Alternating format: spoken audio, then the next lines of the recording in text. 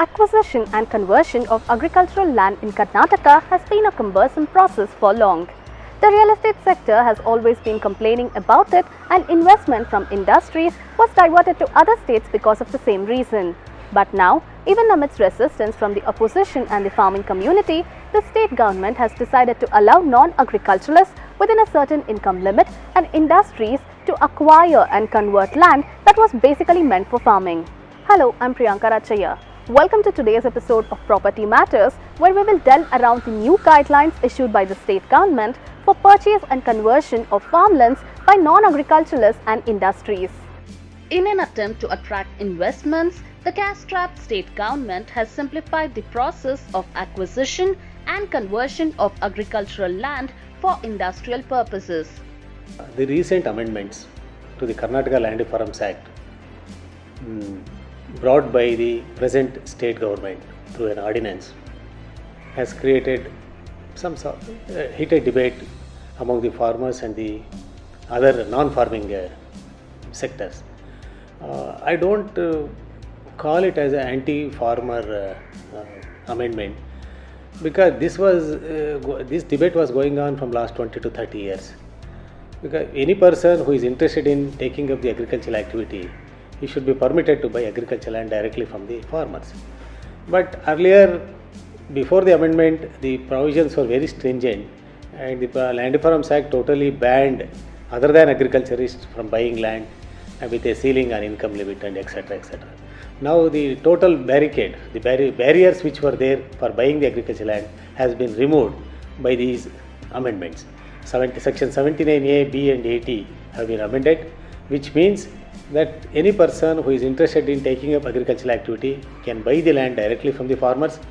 And the second condition which was there on ceiling on income limit, up to 25 lakhs, below 25 lakhs income other than agriculture income, only those people are permitted to buy the agricultural land. Now that condition is also now removed through an amendment.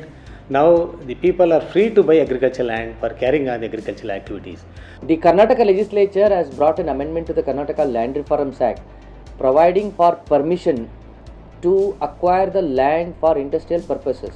Now, subsequent to the amendment, certain guidelines are provided where the single window agency will clear the acquisition of land, and also once the single window agency clears, there is a conversion of the land from agricultural to non-agricultural purposes.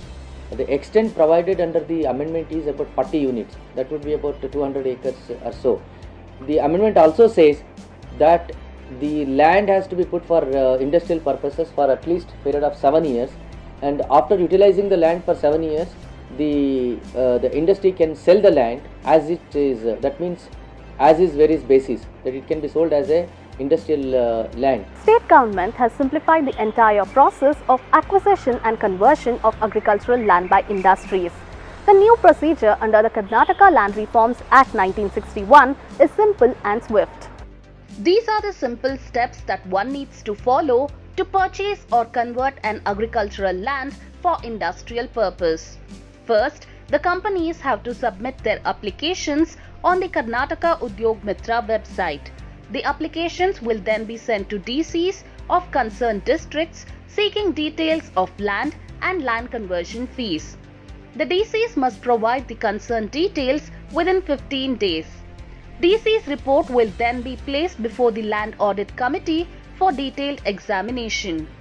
Reports approved by the Land Audit Committee will then be placed before the State High-Level Clearance Committee or the State Single Window Clearance Committee, depending on the scale of investment. On getting approval, the land must be registered on Bhoomi website to obtain mutation certificate. Then, on paying the land conversion fees on the Karnataka Udyog Mitra website, a digitally signed land conversion certificate will be issued. However, farmers and other organizations have opposed the government's move. There are both positive and negative aspects to the government's decision in this regard.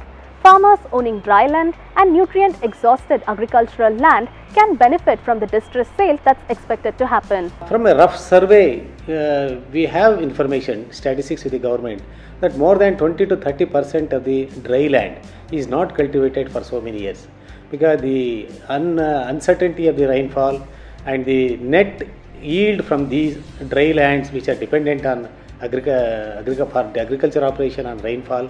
So all these things have made the farmers to think that doing agriculture is uneconomical, it is not profitable. Persons wanted to newly enter into the agriculture sector. They have an opportunity now to buy the land without any hassles, without any hurdles, buy directly from the agriculturist and take up the agricultural activities. But on the flip side of it, the government might as well be encouraging real estate mafia by allowing industries to purchase land from the farmers directly. You acquire 200 acres of land, you utilize about 60 acres for industrial concern, rest of the area is utilized as a cosmetic area, and the authorities are satisfied that the entire area is put for industrial purposes. But after 7 years, if the industry wants to sell about 100 acres of land, now what was purchased as an agricultural land at throwaway price, and after 7 years a ready-made commercial area is there for sale. Now this is the kind of real estate you are encouraging indirectly. Government is of the opinion that allowing easy and direct purchase of farmlands will result in enhanced investment in agriculture and other industries, including real estate. But in the long run, if our land is only populated with industries and concrete buildings, where will we grow our food? Is the government missing to maintain that fine balance, or is it on the right path? What do you think? Do share your views in the comment section and subscribe to MBTV for more such videos related to policy matters. Also, follow me on Twitter. This is Priyanka Rachaya signing off with camera person Pragat. Please subscribe to Magic Bricks on YouTube and click the bell icon to get new videos.